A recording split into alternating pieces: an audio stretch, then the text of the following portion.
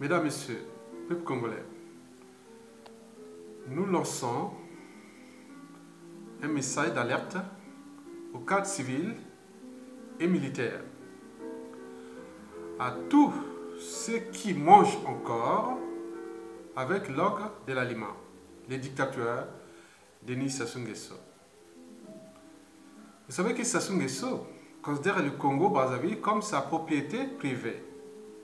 Et pour preuve, hier soir, une réunion du clan tyrannique s'est tenue à Pila pour acter l'arrestation du ministre Gilbert Ondongo pour détournement des fonds publics. Alors que Sassou Nguesso sait que sa famille a autant volé que Gilbert Ondongo. Bien entendu, pour le peuple, c'est entre eux. Donc les embrouilles entre les voleurs, les règlements de compte entre voleurs. Bien sûr que nous sommes ce qu'on appelle la loi de la jungle. Mesdames, Messieurs, vous savez que dans la jungle, il y a ce qu'on appelle la chaîne alimentaire. Donc, la chaîne alimentaire est là pour survivre. Dans la jungle, on ne vit pas, hein, on survit. Donc, cette chaîne alimentaire a souvent engendré ce qu'on appelle une dynamique. En philosophie, on appelle ça de la dialectique. Mais en sciences naturelles, c'est de la dynamique des espèces. Entre dominés et dominants. Entre proie et prédateur. Entre charognard et victime de la loi de la jungle. Bien sûr que ça forme le cycle de vie. Mais vous savez que ces interactions entre proie, prédateur, dominé, dominant ne sont pas irréversibles. Ils ne sont pas irréversibles. Bien au contraire. Autrement dit, tout est réversible. Donc vous pouvez être proie le matin et à l'après-midi vous devenez un prédateur. Et inversement. Vous pouvez être prédateur et devenir charognard à tout instant. Donc c'est ça la loi de la jungle. Il n'y a pas de règles en fait. Il n'y a pas de règles.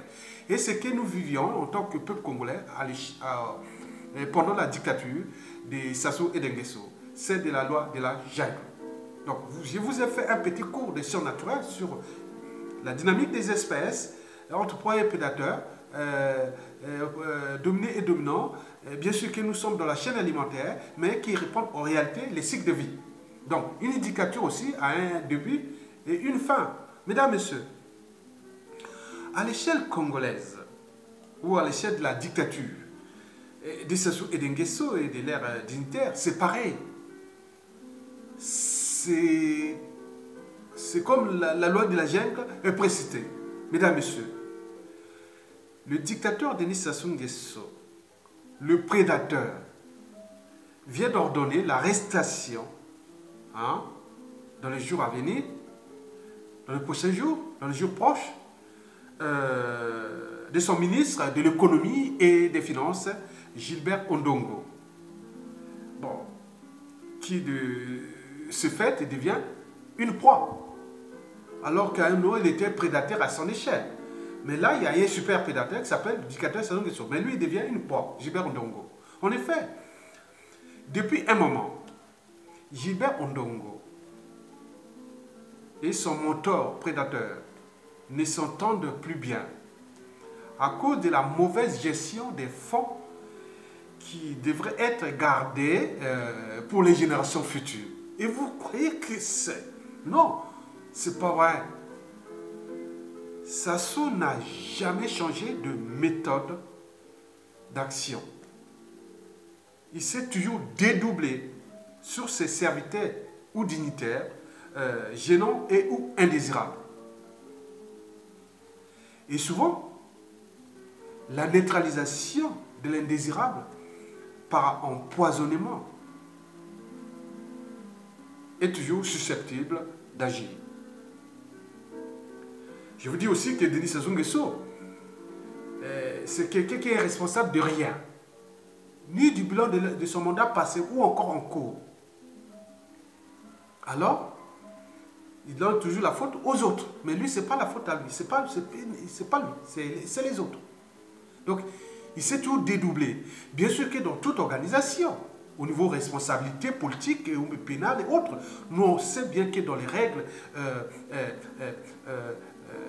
des procédures pénales ou judiciaires ou autres, on sait que dans toute organisation, qu'elle soit État, entreprise ou association, quand il y a un dysfonctionnement, c'est celui qui a la tête qui en est responsable. Ah ouais? Qui a la tête du Congo? C'est Sassou Nguesso, le poisson pourrit toujours par la tête. Et là, il attaque quelqu'un en bas, là, un serviteur, voilà. Et donc, il règle leur compte. Mesdames, Messieurs, aujourd'hui, Gilbert Ondongo, de la tribu Kouyou, la tribu dont fut originaire aussi le commandant Marien Ngouabi. Gilbert Ondongo serait accusé d'avoir financé discrètement la campagne du général Jean-Marie Michel Mokoko. Ce qui est tout à fait faux. Et pour cause, Gilbert Ondongo, alors ministre, n'a jamais contribué à la campagne du général Jean-Marie Michel Mokoko. Au contraire, il bloquait les ordonnances concernant l'attribution des fonds pour le département de la paix et sécurité de la présidente dont le général Jean-Marie Michel Mokoko avait la charge. Il bloquait tout chaque fois que... Voilà. Bien sûr que les ordres venaient d'en haut. Il bloquait tout. Donc le ministre Gilbert Ondongo n'a jamais manifesté de sympathie à l'égard du général Mokoko. Sinon ça cesserait. Donc il s'agit bien sûr d'une machination venant de l'Iocratie. La vérité serait celle-ci. Gilbert Ondongo aurait demandé à l'entourage du tyran de respecter les engagements pris. On ne sait pas quel engagement. Pierre Moussa, un autre membre de la tribu Kouyou, était aussi pressenti pour devenir président du Sénat au Swaziland ou de l'Iocratie, incarné par le dictateur Denis Sassou Nguesso. Celui-ci aurait confié la mission à Pierre Moussa de persuader le général Jean-Marie Michel Mokoko pour ne pas se présenter à l'élection présidentielle anticipée de mars 2016. Élection au cours de laquelle celui-ci aurait gagné et Sassou Nguesso aurait perdu. Car n'avoir recueilli que 8% des suffrages exprimés. Et c'est Jean-Marie Michel Mokoko qui est arrivé premier avec plus de 37% de suffrages exprimés au premier tour pour une élection seulement à un seul tour. Donc c'est lui qui sera le président. Mais il est en prison. La suite, vous la connaissez. Vous la connaissez. Mesdames, Messieurs, Pierre Moussa aurait échoué dans sa mission de médiation afin que Jean-Marie Michel Mokoko accepte le hold-up et à partir de là, le dictateur, Jean Mokoko aurait acheté sa liberté, il serait plus en prison, donc il serait exilé en France et M. Sassou Nguesso l'aurait donné beaucoup d'argent de PQ pour son exil doré. Mais ce qui ne fut pas fait. Bon. Eh bien oui. Aujourd'hui, Pierre Moussa et Gilbert Ondongo pensent que le clan Sassou Nguesso, c'est le clan parce qu'ils ont travaillé avec Sassou. Ils ont aidé Sassou Nguesso depuis 20 ans. C'est eux qui continuent à détenir Sassou. Y compris eux-mêmes doivent rapatrier les fonds. Donc, ils pensent que ce n'est pas eux qui sont responsables de la faillite du Congo. C'est d'abord Sassou Nguesso, son clan aussi. Donc, c'est la guerre de boutons entre eux. Mais je pense que comme nous sommes dans la loi de la jungle, donc il y aura la casse entre eux. Mesdames, Messieurs, vous les conspirateurs du peuple et qui mangent encore avec le dictateur, Luc de la Lima, Sassou Nguesso, voilà ce qui vous attend. La prison ou la mort. La prison ou la mort. Mesdames, Messieurs, ouais, sinon, allez comprendre, où sont les Marien Ngouabi qui étaient naïfs par rapport à Sassou Nguesso. Pierre Onga, Horizon Sikonga, les Tchourou, les Motando, les Katali, Adoua, Avoukou. La liste est très longue. Là, nous sommes que dans la partie nord, encore. N'oublions pas aussi le sud, qui est en embuscade, au cas de... Voilà. Donc, vous savez que si vous ne prenez pas votre responsabilité, et maintenant, vous allez choisir soit la honte et le déshonneur, et puis la prison ou la mort. Parce que le système Sassou Nguesso n'est pas aménageable. Il n'a jamais changé de méthode. Toujours. Il se sert de vous, comme l'a dit dans son Dixit, qui est connu de tous. Je partirai, mais je ne laisserai pas de témoins de mes crimes. Ça, c'est le slogan de Sassou. Je partirai, mais je ne laisserai pas de témoins de mes crimes. Donc, vous allez individuellement et dans l'espace et le temps tomber comme des quilles dans un bowling Sassou Nguesso, Jean-Dominique Okemba et associés criminogènes. Affaire à suivre. En terminant, cette affaire est intéressante au niveau de la géopolitique nordiste et surtout dans la cuvette.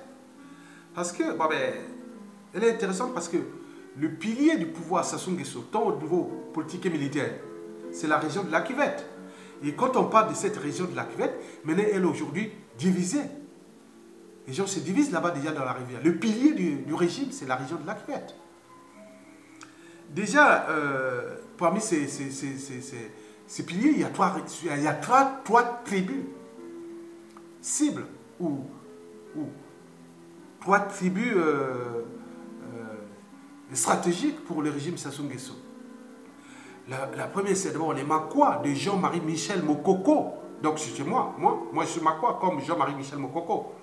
Bon, donc, il y a cette tribu-là, stratégique pour Sassou Nguesso. Puis, il y a la tribu du défunt Marem Wabi, Pierre Onga, de Pierre Moussa et de Gilbert Ondongo. Et puis, les Mboshi de Sassou. Et il me semble que les embrouilles sont maintenant entre là. Donc, déjà, il faut se méfier des apparences. Je vous dis que les institutions militaires sont bien sûr dans cette région, qui n'ont pas commencé qu'avec Sassou Nguesso, ils ont commencé avec Marem Wabi. Venkoumouri, c'est ce qui était dit dans ce slogan du marxisme, le léninisme. Tout a été fait dans cette région de la cuvette. Bon. Je vous informe que la cuvette est désormais divisée. Et le nord d'ailleurs. Donc il faut se méfier des apparences. Déjà pour certains, ils disent non, Sassou commence à bien faire. Parce qu'il commence à tirer comme ça. À force de tirer, ça casse. Ce qui va arriver. Parce qu'il y a un grand initié de la politique congolaise et surtout originaire du nord là-bas. Il a dit Sassou risque de finir sa vie comme Marem Wabi. Il va finir ses pieds devant. Ça c'est sûr et certain. Ça commence à bien faire. Donc, la courbe de rupture est déjà là. Hein. Donc on est, je ne sais pas, sur ce plan nordiste et militaire autre. Je ne sais pas, on est déjà où. Là, il reste seulement... C'est fini. Ça se pend. Donc, continuez à faire ce jeu parce que déjà dans la partie de la cuvette, c'est-à-dire les Makwa, sont déjà en méfiance, sont en défiance vers le régime Sassou Nguesso. Les Kouyou, pareil. Entre eux, c'est bien. N'oublions pas les plateaux. La cuvette ouest, la Songa, la Likwala, et tout ça sont maintenant en méfiance contre Semboshi, ce régime de Sassou, qui a d'abord essuyé l'image d'Emboshi, de sa tribu. On ne sait pas que sera la suite. Moi, je ne sais pas. Toutes ces stratégies qu'il faut avec Okemba là, sur les stratégies d'espionnage, de tout ce qui est des services secrets de la dictature. Pour nous, c'est des services secrets du 9e siècle. Hein. Mais si Sassou tombe, nous aurons les meilleurs services secrets. Il va voir comment ils vont voir ça. On va voir les travailler.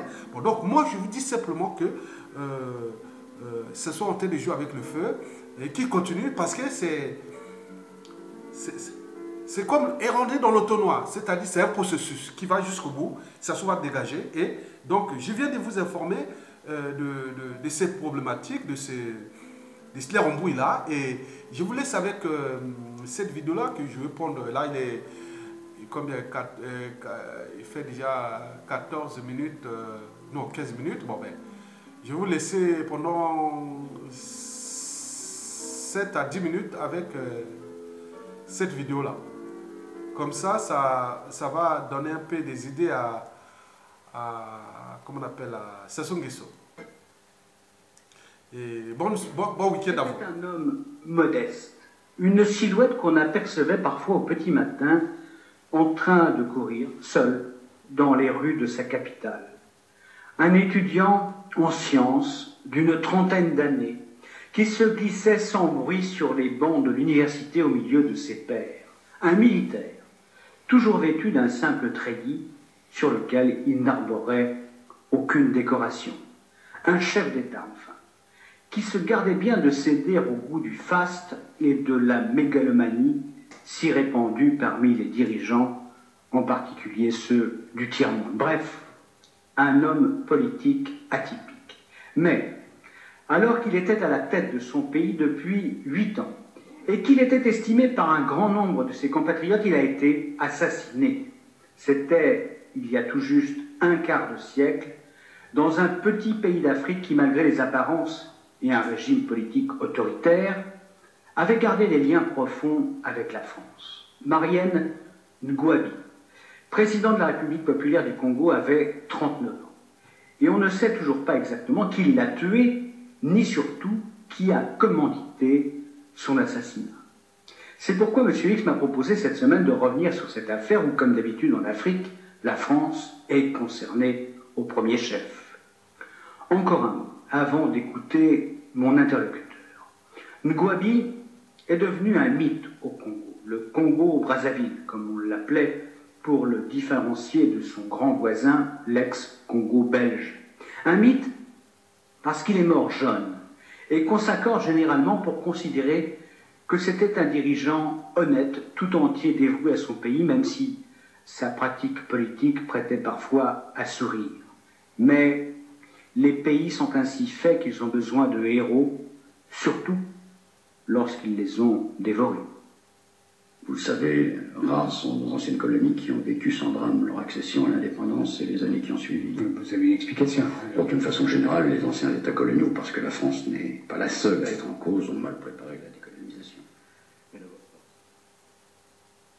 s'était bien gardé de former les cadres susceptibles de diriger ces nouveaux États ensuite, parce que les anciens colonisateurs ont voulu garder un œil sur ces pays après l'indépendance. Afin de préserver leurs intérêts économiques. Naturellement, et leurs intérêts politiques aussi. Mais nous en avons souvent parlé ensemble, me semble inutile d'y revenir. Par conséquent, l'ancien colonisateur n'a cessé d'interférer dans la vie de ces pays. Et les services secrets ont été omniprésents. Et les services, et aussi ce qu'on a appelé les réseaux. Tout un système de relations personnelles, d'intérêts croisés, de corruption, qui a permis, par exemple, de financer certains partis politiques français. Oui, d'accord. Alors, venons-en à l'assassinat du président congolais Ngouabi. Un mot peut-être sur la personnalité de ce dirigeant africain. Je précise tout de suite que je l'ai personnellement connu. Alors, vous avez constaté vous-même que ce n'était pas un président ordinaire. C'est le moins qu'on puisse dire. C'était quelqu'un d'excessivement simple. Enfin, bon, un brave type. Et ce n'est nullement péjoratif. Je nuancerai quand même un petit peu. Votre brave type n'a jamais hésité, lorsqu'il le fallait, à éliminer physiquement ses adversaires. Des adversaires qui voulaient eux aussi se débarrasser de lui. C'est vrai, mais ça n'excuse rien. Bon. Donc sa personnalité, me demandiez-vous. Pour bien la saisir, il faut voir d'où il vient. C'est un homme du Nord, un couillon. Pourquoi insistez-vous particulièrement sur ce point? Parce qu'on ne comprend rien aux problèmes congolais si on ne prend pas en compte le tribalisme. C'est bien plus important que les divisions politiques ou idéologiques. Oui, c'est-à-dire, on appartient d'abord à cette tribu. Exactement, ouais. Et ça continue encore aujourd'hui. Ouais. Mais il en est de même dans beaucoup d'autres pays africains. Alors, Marienne Ngouabi est originaire d'une famille très modeste. Et il commence par faire ses études à l'école des enfants de troupe de Brazzaville. Il veut devenir militaire, ouais? Je crois qu'il n'a guère le choix. Dans ces années-là, pour un Congolais pauvre qui veut s'en sortir, il n'y a pas beaucoup de solutions. C'est l'armée ou le fonctionnariat.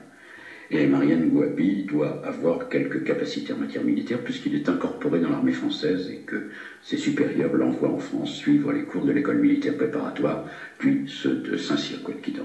Là où on forme nos officiers. Oui, et en 1962, après l'indépendance, donc c'est avec un grade de lieutenant qu'il revient au Congo. J'imagine qu'à l'époque, il n'a pas existé beaucoup d'officiers dans la toute nouvelle armée congolaise. C'est juste. Et Ngouabi se voit tout de suite confier un bataillon d'infanterie, puis l'unique bataillon de para du pays, et il est nommé capitaine. Je me souviens qu'il était très fier d'avoir été chef de bataillon. C'est d'ailleurs souvent ainsi qu'il signait son courrier alors qu'il était déjà président de la République. Le chef de bataillon Marienne Ngouabi. Oui. Lorsqu'il revient chez lui, c'est l'abbé Fulbert Youlou qui est chef de l'État. Hein. Oui, un curieux ecclésiastique aux somptueuses soutanes roses ou bleues, et qui est fermement soutenu par Paris. Mais la corruption, l'inexpérience ont vite raison de son régime, et Fulbert Youlou est déposé en 1963 après une insurrection populaire. Et c'est le président de l'Assemblée nationale, Alphonse Massemba Deba, qui lui succède. Et lui, à quelle ethnie appartient-il? C'est un homme du Sud, donc il doit être Lari ou Bakongo. Mais vous avez raison de poser cette question parce qu'il ne sera jamais vraiment un ami de Mariane Ngouabi, le nordiste. Ngouabi, c'est donc militaire, hein, un des principaux officiers du pays. Il s'occupe déjà de politique? Oui, il appartient à un mouvement de gauche ou d'extrême gauche qui prône la révolution. Et Massamba Deba, là, il est socialiste. Alors, politiquement, quelque chose, elle ne sait pas? Ngouabi accuse le président congolais de défendre un socialisme purement africain, un socialisme bantou, comme il le dit. Ah, bantou. Et tandis que Ngouabi, lui, il est partisan d'un socialisme radical intégré à la grande révolution mondiale et prolétarienne. C'est donc un marxiste. Marxiste scientifique. C'est ainsi qu'il se présentera plus tard lorsqu'il n'aura plus le pouvoir. Parce qu'il veut appliquer scientifiquement la théorie marxiste. Oui, c'est naturellement de la langue de bois, parce que, on le verra, son marxisme scientifique sera fortement teinté de pragmatisme. Enfin, toutefois, ce qui est intéressant, c'est que le chef de bataillon, Marienne Ngouabi, nourrissait une véritable passion pour la science. Il était titulaire d'une maîtrise de sciences, et peu de temps avant sa mort, il avait soutenu un mémoire de 3e cycle sur l'énergie solaire. J'ignorais ce détail, mais enfin, c'était vraiment sérieux, parce que, après tout, Mme Ceausescu prétendait, elle aussi, qu'elle était une grande scientifique. Non. Dans le cas de Ngouabi, il ne s'agissait nullement de supercherie. Et il consacrait une grande partie de ses loisirs à ses études scientifiques. Fermons la parenthèse et revenons à ces dissensions avec Massamba Deba. Vous pensez bien que le président congolais accepte assez mal qu'un officier de son armée mette aussi ostensiblement en cause sa politique. D'autant que le capitaine Ngouabi sort de son devoir de réserve. C'est évident. Encore que le devoir de réserve des officiers africains n'a jamais été respecté et que rares sont ceux qui n'ont pas été tentés un jour ou l'autre de s'intéresser de très près à la politique. Et de prendre le pouvoir. Bien entendu, enfin passons. Ngouabi hérite donc profondément Massemba Deba. D'autant qu'il y a aussi cette question ethnique. Oui, et en 1966, je crois, le conflit devient public. Massemba Deba casse le jeune Ngouabi, mais celui-ci refuse de rendre ses galons. Conséquence? Le président cède une première fois. C'est-à-dire la peur d'affronter l'armée? C'est vraisemblable. Le capitaine Mariane Ngouabi est très populaire, mais 2 ans plus tard, Massemba Deba revient à la charge et il le fait emprisonner. Cette fois, c'est la guerre, alors. Une guerre qui ne dure pas très longtemps. 2 jours seulement après son incarcération, le jeune capitaine est libéré par un commando de para à la tête duquel on trouve 2 officiers nordistes, dont on reparlera plus tard. Yombi Opango et Sassou Nguesso. Oui, l'actuel président congolais. Hein. Oui, mais Yombi aussi a été président tout de suite après l'assassinat de Ngouabi. La suite est logique. Ces officiers rebelles contraignent Massemba Deba à démissionner et Ngouabi devient commandant suprême de l'armée, puis rapidement chef de l'État. Il va alors pouvoir appliquer son marxisme scientifique. C'est ça. Le Congo devient une république populaire et Ngouabi crée avec ses camarades officiers le PCT, le Parti congolais du travail. Parti unique, hein? Bien sûr. Est-ce que pour autant, le Congo va rejoindre le camp de l'Est? Non. Et d'abord parce que les 2 grands du monde communiste, l'URSS et la Chine, sont à couteau tiré. Mariane Ngouabi, assez habilement, va donc naviguer entre les 2. Le résultat, c'est qu'au Congo même, on va voir beaucoup de coopérants et d'experts soviétiques et chinois maoïstes qui vont naturellement se livrer à une concurrence effrénée. Je me souviens avoir vu une usine textile construite par les Chinois où les ouvriers africains se livraient chaque matin à une séance d'autocritique en brandissant le petit livre rouge. Oui, ça devait être assez comique. Et surtout parce que ces Africains accomplissaient ces rites en riant, en barbant. Enfin, pardon, je vous ai interrompu. Je vous en prie. Mais il n'y avait pas que ces spectacles comiques. Le parti unique règne sur le pays avec des méthodes expéditives et il ne fait pas bon le critiquer. Enfin, vous m'avez dit que le marxisme de Ngouabi était teinté de pragmatisme, enfin, pour reprendre exactement votre expression. Tout à fait. Andrea Mirado écrit ceci. En 1970, rejetant le socialisme bantou prôné par Massamba Deba, Ngouabi apparut aux yeux de la gauche congolaise comme l'alternative. Arrêté en juillet 1968, détenu au camp de la gendarmerie, il fut délivré par les paracommandos qu'il avait formés. Retranché avec ses fidèles au camp para de Brazzaville, il y fut rejoint par des syndicalistes, des intellectuels, des dirigeants de mouvements de jeunesse et même par les officiers et hommes de troupes sérieusement à penser à se débarrasser du président Ngouabi. Assez tôt, car l'enthousiasme qui a accompagné sa prise de pouvoir s'est rapidement émoussé. Et Ngouabi et ses amis révolutionnaires doivent faire face à de nombreux opposants. À droite, naturellement, mais aussi à l'extrême gauche. Ah, parce qu'on ne les trouve pas assez à gauche. Oui, alors il y a toute une série de grèves, d'incidents divers. Avec derrière des interventions extérieures. On ne peut pas l'exclure, d'autant que Chinois et Russes tirent à hue et à dia, et ils ont chacun leurs hommes à l'intérieur du parti unique. Mais c'est au début de l'année 1970 que se produit le premier vrai coup dur, et là c'est certain, il y a une implication étrangère, et peut-être même plusieurs. Qui alors? Le grand voisin. Le Zaïre. Oui, Mobutu n'apprécie guère d'avoir à sa porte, ou plutôt de l'autre côté du fleuve, un pays qui flirte si ouvertement avec Moscou et Pékin. Il a peur de la contagion. Évidemment, d'autant qu'il y a de nombreux liens ethniques entre les deux anciennes colonies. Mais Mobutu n'est pas seul. D'autres pays de la région, le Gabon par exemple, sont sur la même ligne. Et puis, mais vous allez encore me dire que je fais une obsession, la CIA n'a pas dû rester inerte. Vous me coupez l'herbe sous le pied. Ni sudiste, Kikanga tente un coup d'État. Plus classiquement, avec ses hommes, il commence par occuper le bâtiment de la radio. La radio qui, entre parenthèses, fonctionnait encore grâce à du personnel français. Ça nous permettait d'être très bien informés sur la situation congolaise. Ouais, vous voulez parler des services de renseignement? Naturellement. Donc, Kikanga s'empare de la radio et appelle le pays à se soulever contre la dictature marxiste-léniniste. Mais la réaction de Ngouabi est fulgurante. Avec ses paras, il donne l'assaut. Lui-même? Lui-même, oui. Il se préparait quelque chose, mais les Français n'ont pris aucune part dans le complot. Pour une bonne raison. De le voir remplacé par un président plus docile? Oui, nous savions que tôt ou tard ça se produirait. Il suffisait d'attendre et éventuellement de donner un petit coup de pouce au bon moment. C'est-à-dire qu'à Paris, on avait déjà connaissance de manœuvres visant à éliminer le président congolais. Je peux même vous révéler qu'un des meilleurs amis de Ngouabi, Yongbi Opango, l'un des officiers qui était venu le libérer après son arrestation et qui commandait maintenant l'armée, avait envoyé des signaux très clairs. À quoi cisait là? Ce Yongbi voulait savoir quelle serait l'attitude de la France s'il prenait le pouvoir. Et que lui a-t-on répondu? On ne l'a nullement dissuadé, mais on ne lui a pas non plus promis une aide. Non, on lui a simplement laissé entendre que s'il réussissait, Paris examinerait favorablement toute nouvelle demande d'économie. C'est ça, cette histoire d'Afrique, la richesse congolaise. Bon, bien. Donc, cette vidéo, vous pouvez l'écouter en tapant dans YouTube. Hein, vous tapez Marien Ngouabi, chronique d'une mort annoncée. Bon, donc, je pense qu'il reste encore une vingtaine de minutes là. Bon, je ne vais pas écouter ça, je n'ai pas trop chargé ma vidéo. Bon, bref, l'information a été livrée. Et donc, vous comprenez, vous savez que bon, ben, la situation est tendue au pays. C'est une question de vie et de mort. Donc, les gens vont mourir. Et le dictateur n'a plus de pécule pour subvenir aux besoins des Congolais. Bien sûr, il n'a jamais aimé ce peuple, il peut souffrir. Donc, si les gens ne prennent pas les responsabilités, autant au niveau civil et militaire, bon, il est sûr et certain qu'il va continuer à détruire ce pays. Et au final, le réveil sera amer et brutal et chaotique. Et c'est avec toutes les pertes, vous voyez. Hein, donc, comme je vous l'ai dit, que dans 97% des cas, la chute d'indicateur apporte le chaos au peuple. Et tous ceux qui soutiennent ou travaillent avec les tyrans sont obligés de les protéger pour aussi éviter le chaos.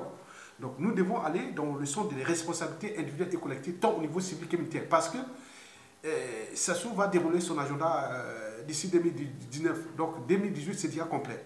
Donc malgré la situation sociale, malgré tous les chaos et autres, ils sont fous. Ils n'aiment pas ce pays. Il y a des alliés. Il y a des enjeux majeurs au-dessus de nous. Donc la vie des Congolais ne dépend pas de nous-mêmes. Il dépend de Sassou Nguesso et de ses donneurs d'ordre.